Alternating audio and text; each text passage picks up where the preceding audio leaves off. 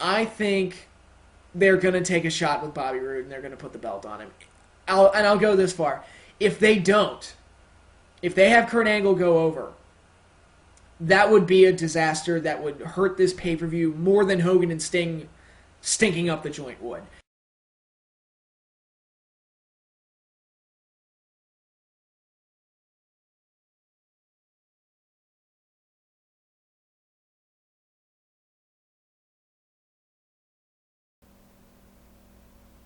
Please tell me I didn't just see that. Please tell me I did not just see Bound for Glory end in the piss poor fashion that I just saw. What was it I said when I did my Bound for Glory preview? I said the one thing that could ruin this pay-per-view would be if Robert Roode, Bobby Roode, whatever the fuck you want to call him, doesn't win the title. That will just completely ruin this pay-per-view because it just destroys this wonderful story, this wonderful build-up that they had going into this pay-per-view that was so good, I was saying nice things about TNA, which is not common for me. Okay, my natural impulse is to be negative. Anybody who's been watching my videos will tell you that. And they do this. And it was like the biggest double fuck you that TNA's ever done because the way they ended the match, I totally thought they were going to restart the match because I was like, okay, there's no way it's going to end like that. Somebody's going to come out, they're going to restart the match, and Roode's going to win the title.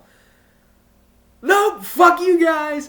You all cared about Robert Roode. You liked the whole story we did, the video packages, the Bound for Glory series, all that build-up we put into this character. You like that? Too fucking bad. We're going to give you the shittiest ending we can possibly imagine to what's supposed to be our biggest pay-per-view of the year. That sucked. I'm not going to lie. That royally sucked. And I said during my preview that the Angle Roode build-up was the heart and soul of this pay-per-view. And if TNA wanted me to walk away from... Me personally wanted me to walk away from this pay-per-view feeling pretty good, they'll put the belt on Robert Roode. The rest of the show could be complete and utter garbage. I don't care. As long as Robert Roode wins the title. And all the signs were pointing to him winning the title. They put so much effort, so much time, so much energy, so much TV time, production time into making Robert Roode right, giving him the momentum and the credibility to put him in the spot. And they go with that ending. Really? Are you fucking kidding me?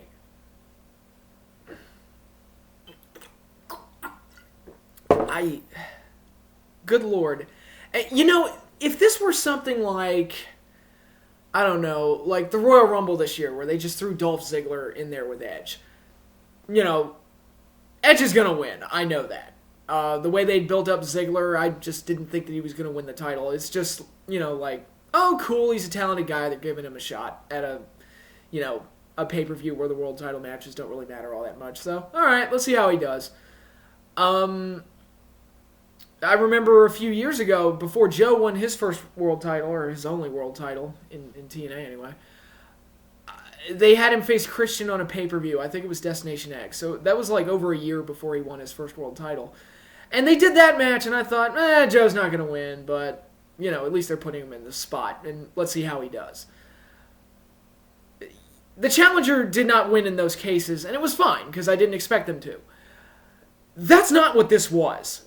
If they had done this, you know, if they'd done this match, the same exact match, on a pay-per-view like Against All Odds or, you know, Over the Limit or a B throwaway pay-per-view like that, and they'd done their usual rush 1 month build-up to a title match that they always do, if they had done that, I'd have been like, okay, cool, you know, Roode's a talented guy, he's getting a shot, he's not going to win, but, you know, whatever, it's cool. That's what my reaction would have been. But they put so much effort into this, I cannot believe that this is the ending they went with. I fully expected Roode to win the title, and I am severely disappointed that they didn't do that. What a piss-poor, lackluster ending to, again, what is supposed to be your biggest pay-per-view of the year, what's supposed to be your season finale. That's how I put it over in my preview video. And that's the ending you go with. Really. Bullshit. I mean, what a waste of time. I feel like I wasted my time watching all that crap that you did, building Roode up. It's... What a waste. Why'd you even do it? What was the point? I mean, and some people are telling me, oh, but, you know, Roode will win the title eventually. Who cares? You destroyed his momentum. So what, now he's going to win the title at a B pay-per-view in the Impact Zone in front of the same 1,000 drones that show up to every show, and he's going to get a half-hearted response because they react like shit to everything because there's nothing TNA could do that will shock them anymore. Because they've seen everything, so, you know, Robert Roode wins the title, they're not going to give a shit. It'll be the half-hearted golf clap bull crap. And, oh, my God. And this is stupid. I mean, for fuck's sake, if you all were writing Star Wars, would you have the Empire win in Return of the Jedi? And it's funny, because that's my joke with the WWE, is that they make their heels look like shit. So... my joke is always, Vince McMahon, if he were writing Empire Strikes Back, Vader would get killed, Obi-Wan would come back to life, and then in the third movie, they'd have to start from scratch, basically. In what's supposed to be the middle story. He would, you know, Vince would do that. Well, here, TNA would fucking have the Empire blow up the Rebel fleet, Luke would get killed, and that would be the ending to the Star Wars trilogy. And no, I'm ignoring the prequels entirely, but, you know, just go with me. That's what they would do, because look at what they did here. Rocky, I'm going to go the distance against Creed. And then he'd get knocked out in the, you know, round 8. Because that, you know, apparently they think endings like that are compelling. Not at all disappointing or sad or make me feel like I wasted my time watching all that crap. I just don't believe this. I'm absolutely stunned that they did this. And it ruined the entire pay-per-view. Up to that point, I'll be honest, Bound for Glory was not that bad. It really wasn't. Okay, Aries and Kendrick, good opener. The Full Metal Mayhem match, that was fun. The three-way was okay. What was next? Anderson and Bully Ray, they had a really good match, I thought. They botched the finish, but overall the match was fine. The Knockouts match sucked, but whatever, that was a total clusterfuck. And Velvet Sky's title win meant nothing, because they had 800 things going on at once. But, you know, whatever, that match sucked. Nobody cared. AJ and Daniels, a lot of people were ragging on it from what I'm reading. I didn't think it was that bad. It was fine. For a match that I had absolutely no interest in at all whatsoever, it was good for what it was. At least they did something different from what they usually do. It didn't end the feud, which, oh boy, we're going to get more AJ and Daniels because I'm just dying for that. Fuck, Hogan and Sting? I expected a goddamn disaster. It really wasn't that bad. Maybe that's just my low expectations, but the way the crowd reacted to it and the way they actually managed to make the match work despite the fact that Hogan did almost nothing, it actually wasn't that bad.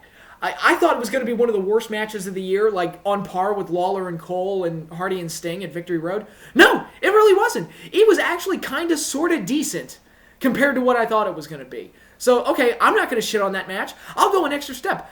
Considering the way they ended Angle and Roode, I'll say that Hogan and Sting should have closed the goddamn thing, because at least that ending was kind of cool, and it got people to mark out at least a little bit.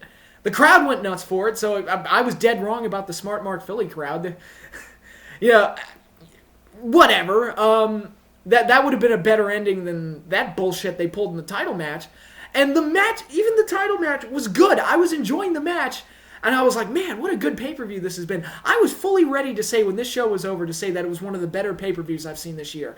Not as good as Money in the Bank, but one of the better shows I've seen this year. Certainly better than Destination X. And that was the only other TNA show I've watched. And then they do that. And it just ruins the whole thing. If I were grading this on a scale from 1 to 10, it went from about a 7.5 to about a 3. Just because of that ending. It was such a lackluster, piss-poor, stupid ending. And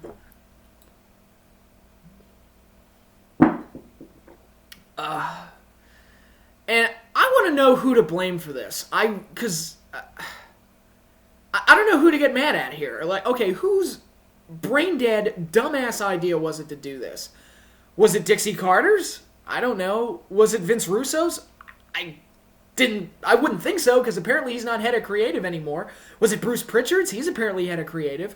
Was it Hulk Hogan, who said in an interview a couple days ago that Robert Roode, quote unquote, wasn't ready? Which, yeah, that's a nice way to sell your main event, Hulk.